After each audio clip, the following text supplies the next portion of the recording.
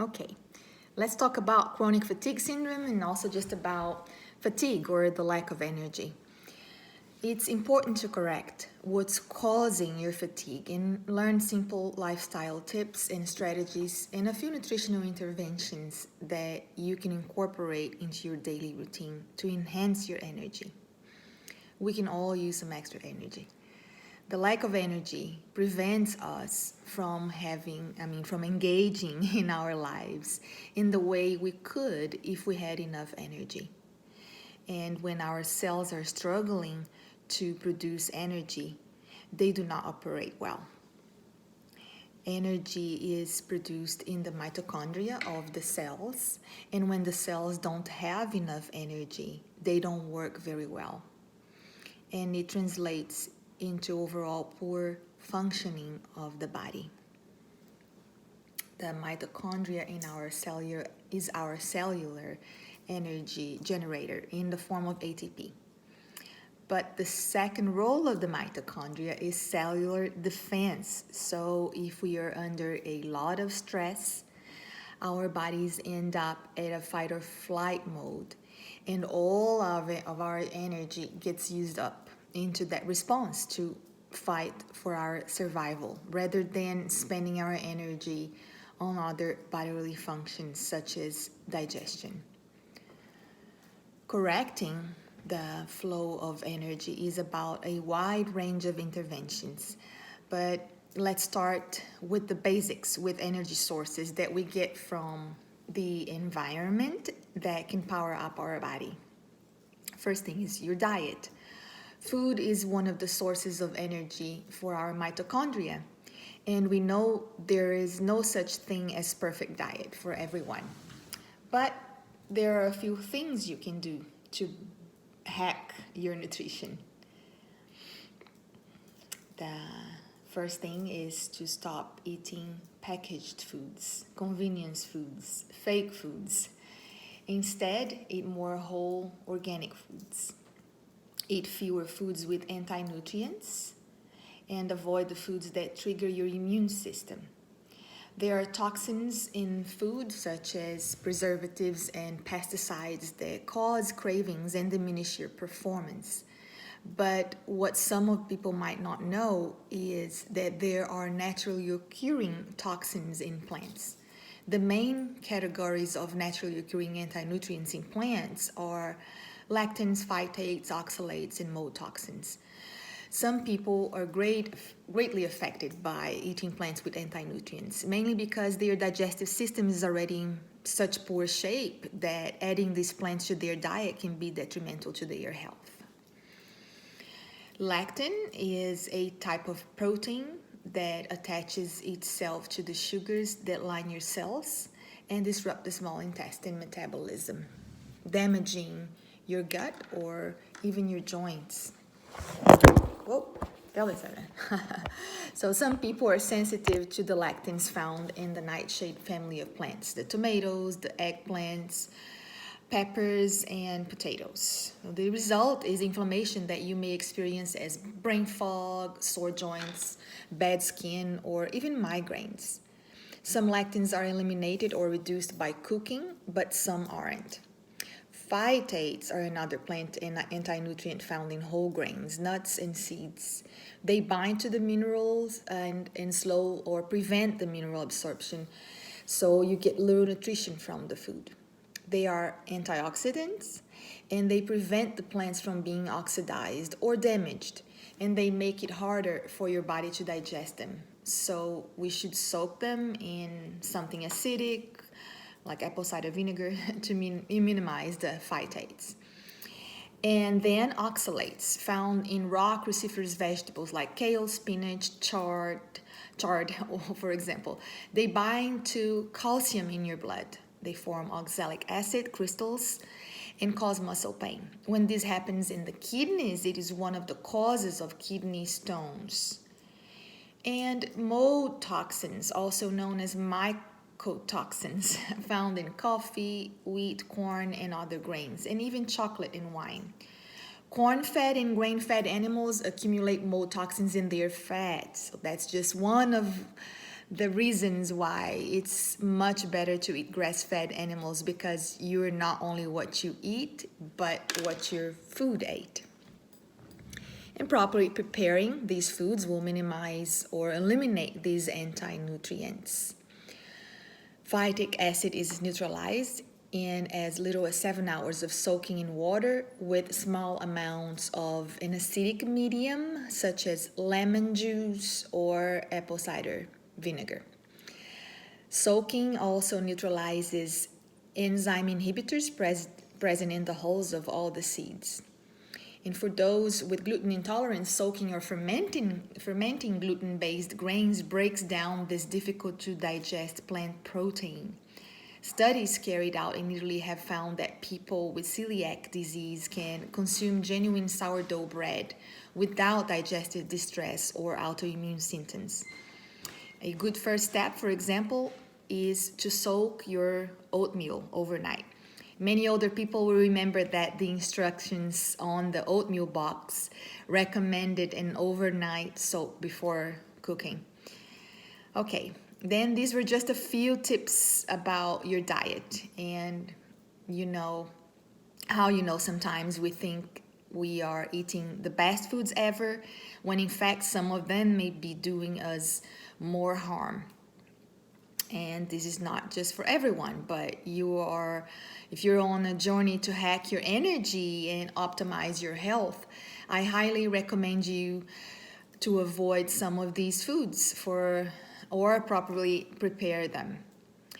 Another great strategy, especially if you're only eating cooked foods, is to add some fermented foods in your diet, like sauerkraut, to help you digest the cooked foods you're eating. And some people might say, whatever, I know my body can digest the foods, I don't need any of that. Well, if you're suffering from chronic fatigue syndrome or maybe some other debilitating chronic illness, you would want your body to save as much energy so it could apply the extra energy on healing itself. That's what we're looking for. After your diet, let's add the importance of hydration, of course. Drinking plenty of water, natural mineral water or filtered water. If you filter your water at home, I'd make sure you add extra mineral drops in your water. I like to always add extra minerals to my water, because our soil is depleted of minerals, and I know our plants do not contain the same amount of minerals as they used to. And the next thing is movement. Somebody with chronic fatigue has to be very cautious on how they implement physical activity. In some cases, it's just some gentle movements or going for a short walk. You then assess your body's reaction, and once you have the baseline of what your body can tolerate, you can gradually progress slightly beyond what you're capable of a few days prior to that. It's very important that you give your body time to recover and rejuvenate. With this approach, you will slowly give your body capacity to do a little more. Oh, my dog's out there. I want to quickly mention the importance also of oxygenation, like learning how to breathe properly, enjoy fresh air, have indoor plants that can help oxygenate your home and keep them free of mold. Let's talk about sunlight next. Our bodies are adapted to respond to the signals from the day and night. In the presence or absence of sunlight, we are powered by the sun energy. We need the full rainbow spectrum of the sun to fully energize our body. Not getting enough natural sunlight is just as harmful, if not more, than getting too much. Many of us are doing far more harm than good using those dangerous sunscreens that contain way too much toxins. They are all absorbed into the skin, and they block the natural sunlight that we need to produce the hormone vitamin D.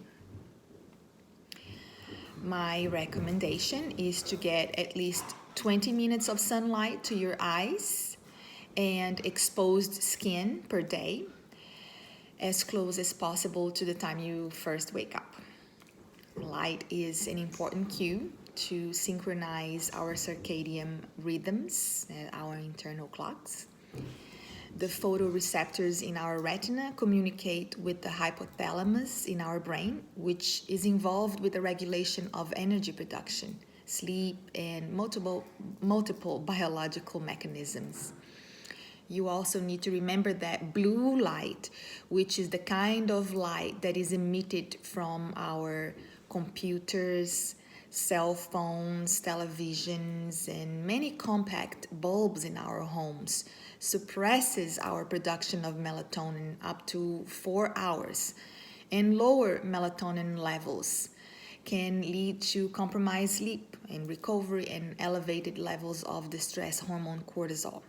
So I highly advise you to shut down all your electronic at least 1 hour before bed and keep your house dark at night, minimizing the exposure to blue light by using low blue light bulbs, amber tinted blue blocking glasses. One thing that I do every single day is grounding also. Grounding or earthing requires your bare skin to be in direct contact with the earth. This skin to ground contact gives a negative charge to the body that helps to both energize and stabilize it.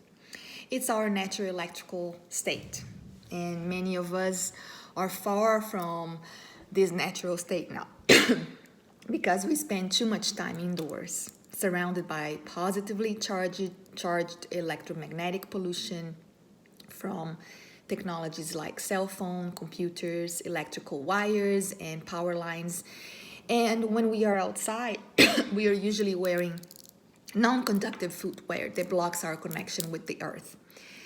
When we touch the earth, excuse me, with our skin, we absorb negatively charged free electrons, and this has wide-ranging health benefits that include balancing our nervous system, improving uptake and flow of oxygen to our cells, and reducing inflammation.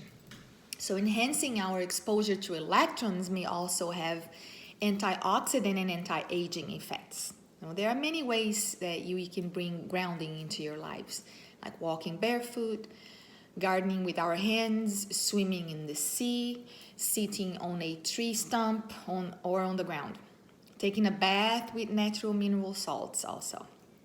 And you can also buy grounding footwear that allows a connection with the earth. Keeping well hydrated and adding natural salt in your diet also helps to keep the flow of negatively charged particles surging through your body. Okay, so far we've talked about diet, hydration, movement, sunlight. Oh, let me add proper sleeping habits. Yes, your eyes may have the strongest influence on your good sleep. So your circadian rhythm is an internal 24-hour clock that is set by light. When the eye senses light or darkness, it signals the brain to release various chemicals. These chemicals establish sleep patterns. If the eye senses light, no matter the time of day, it tells the brain it's time to wake up. That's why it's important to avoid blue light at night so that you can sleep better. Okay, so these are all basic tips and strategies for optimizing your energy.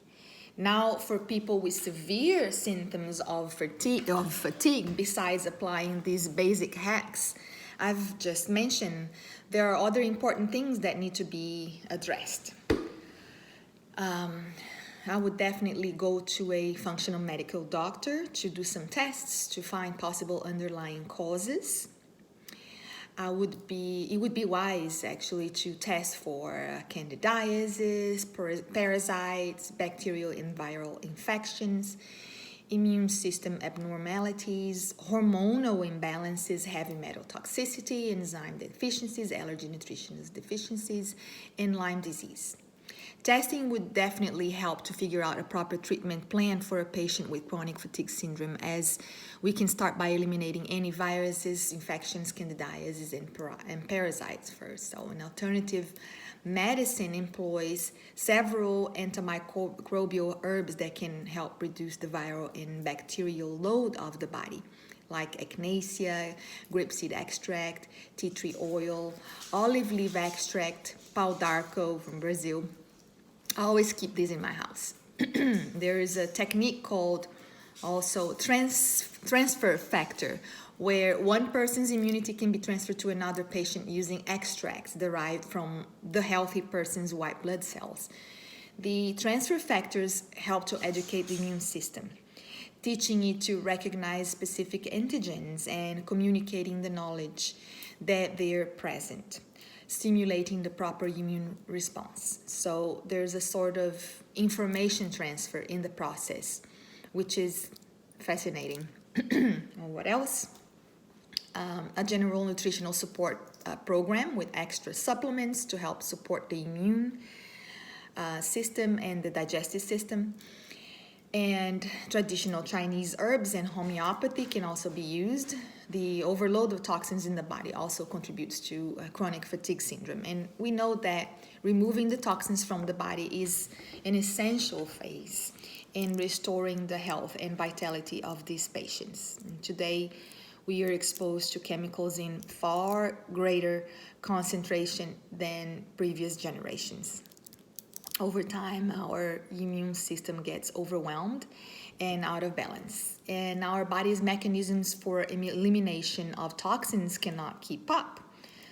There are several different protocols for detoxifying the body out there, and in my opinion, especially if a patient is suffering from chronic fatigue syndrome, I would advise to detox slowly and carefully with guidance from your integrative medical doctor or someone who specializes in it.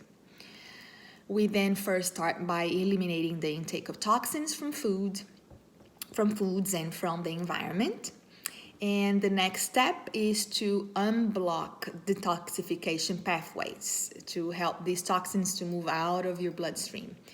This involves chelation therapy to remove metals from the blood, intravenous vitamin C to detoxify the blood, sauna to remove chemicals. There are many other methods such as colonics, fasting, lymph drainage. And after removing the toxins from the body, it's time to support your body's natural defense with minerals, enzymes, vitamins, amino acids, essential fatty acids, and probiotics. There's a great detox program that I use once in a while from blessedherbs.com that is a very effective one, and also a microbiome test called Viome that gives personalized diet recommendations based on your own microbiome. Detoxifying baths, liver flushes, and enemas are also very effective. As for the liver flushes, from my own experience, I recommend doing enemas or colonics before and after each liver flush. Another major cause of chronic fatigue syndrome is an underactive thyroid gland, a condition known as hypothyroidism. The thyroid glands help to maintain your body energy levels and are required for proper immune system function. I had these health issues for a few years, and I had to start taking Nature Throid, a natural thyroid hormone support. Well, personally, because I do not like to depend on any medicine, I was able to support and strengthen my thyroid through these years while taking the hormone support, and slowly was able to wean off of it. I basically used tons of nutritional supplements, red light therapy, neurofeedback, emotion release therapies, and bioenergetics. You can also greatly improve your health by removing all your amalgam dental fillings. Mercury toxicity has been shown to have destructive effects on kidney function and in cardiovascular disease and neurophysiological dysfunction, to name a few. Research has demonstrated that The body's tissues, especially the brain, kidneys, jaws, lungs, gastrointestinal tract, and the liver, absorb and store mercury. All these can lead to symptoms such as anxiety, depression, confusion, irritability, and the inability to concentrate, all of which are symptoms of chronic fatigue syndrome. So mercury needs to be carefully removed along with the proper detoxification program to rid the body of mercury accumulation. Even patients who have had their amalgam fillings removed and replaced 10 to 15 years prior to testing, they may still have elevated levels of mercury in the body. Ideally, it's best to initiate the detoxifying program at least 2 weeks before amalgam removal begins and continue it for at least 3 months after the last amalgams are removed. Some of the known substances used for the mercury detoxification program include chlorella, I-glutathione, L-glutathione, kyolic garlic, vitamin C, vitamin B complex, and DMSA, to name a few. And finally, one of the very important things, in my opinion, is to address emotional issues when treating any illness. Any unresolved conflict can generate an emotional blockage, and if it stays like this for too long, it ends up causing physical issues. There is a correlation between the mind and the body. What affects the body affects the mind, and what affects the mind affects the body. So I believe that if you address the physical and chemical part of the disease and do not take care of the psychological and emotional issues, any small trigger may make the disease return. Okay, so that's it for now. May your day be awesome and full of energy. Bye.